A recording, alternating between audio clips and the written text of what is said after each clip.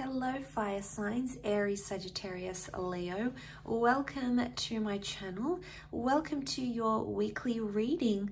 I'm very excited to be delivering these weekly messages to you, fire signs. Of course, this can be for this can be for Aries, Sag, Leo. And if you also have heavy Aries, Sag, Leo in your birth chart, then these messages could absolutely be applicable for you. Also to the cross watchers as well, dealing with one of those signs. So I've premeditated on these cards. I've laid them out. I've wanted to present these cards to you because as soon as I saw the Knight of Pentacles come out with the Fool card, straight away I feel like someone's not taking a situation seriously, or there's a relationship that's not being taken seriously.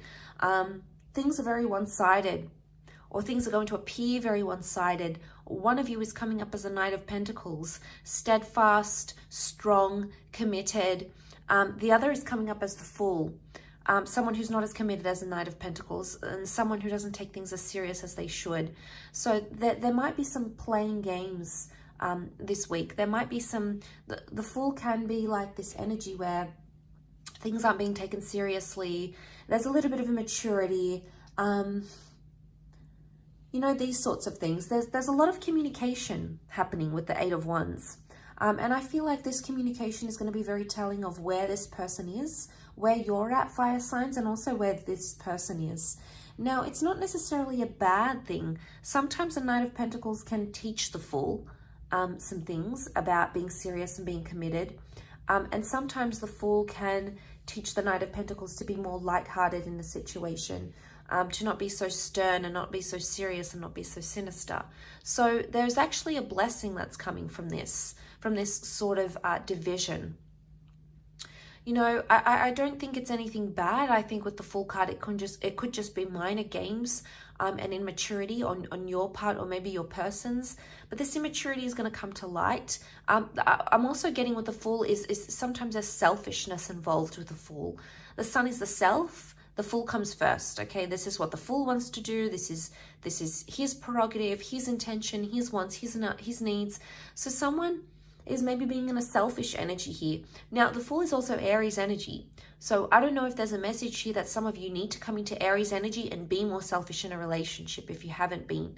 You know, create more time for yourself, to have that independence, to have those wants, needs met, because if there's something that you're wanting from this connection, you know, you should let it be known.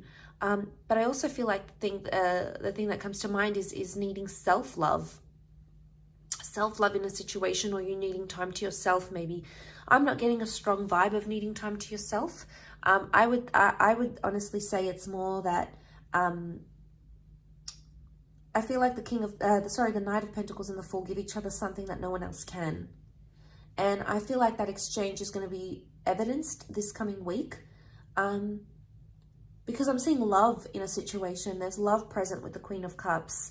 So even if you think someone's playing games, this person has actually developed, or you have actually developed very, you know, that you've developed care and concern and compassion towards each other. Now, because this reading is more catered for you, fire signs, it could very well indicate with the Queen of Cups that someone, you know they're playing games, you know they might not be serious, you know there's immaturity on their part, but in some ways you feel like you want to help them. In some ways you want to watch them grow, or in some ways you want to be around to watch that transformation. And I absolutely think it's very likely that you could be.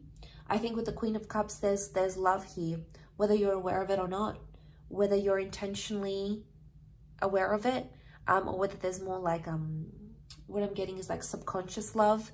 The Queen of Cups she's found something priceless. So you're finding something that's invaluable here, fire signs. And when we find something like that, we want to hold on to it. We want it in our lives. We want to enjoy it. We want to embrace it. We want to be around it. We want to have that in our experience. And who's to take that away from us? And I feel like it's a very... The message that I get with it, it's a crowning moment. And I'm saying that because of the crown that the Queen of Cups wears. It's almost like a very rewarding or pivotal moment in this connection. And it could be soon after you start to see this division, or you may start to see this immaturity, or you may start to see that the two of you, despite being so different, actually give each other something that you both need. Because of these differences, it gives you something you both can give to each other, and it gives you something that you can both sort of benefit from. So this is a good process of symbiosis where you give each other something that no one else can. And that's why I feel like that's maybe the crowning moment in this connection or in this relationship.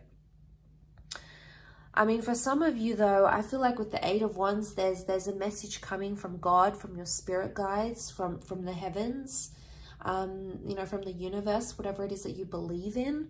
There's a message from a higher power, because you can see those Eight of Wands and they're lined up so eloquently, because there's a message here, and it's almost like you're being directed in a way. Now, this can also be this direction given, okay? That I'm getting that there may be, you may be very forward, or you may be very direct in what it is that you're wanting, or what it is that you're expecting. And that, I feel, is associated with the self, okay? Self mode, individuality, wants, needs, desires. So it's almost like you're advocating that. Now, that is what might be met with immaturity or foolishness, or this person might just be ignorant, okay? Ignorance isn't always bliss, but they might be ignorant in this situation, and that's what could cause you to see those contrasting differences between yourself and this person. Because the Knight meets with the Fool, and it's two very different walks of life. It's two complete different directions, different cultures, different upbringings. But like I said, I believe that underneath it all, the Queen of Cups is telling me that there can be something very genuine here, despite those differences that you may have, or despite how this person reacts to your wants, needs, desires now. Maybe they've got some growing up to do. And maybe in some ways you feel foolish that you've taken part in this connection up till now, or you felt foolish for giving this person so many chances maybe.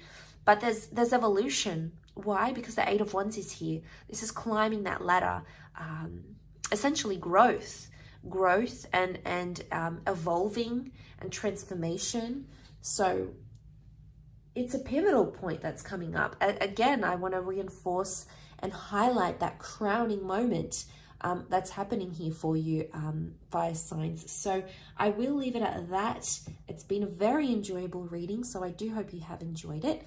Of course, if you are after a private reading with me, please feel free to email me. Otherwise, I do hope you have a wonderful week ahead, and hopefully we shall be connecting very soon. So thanks again, everyone, and bye for now.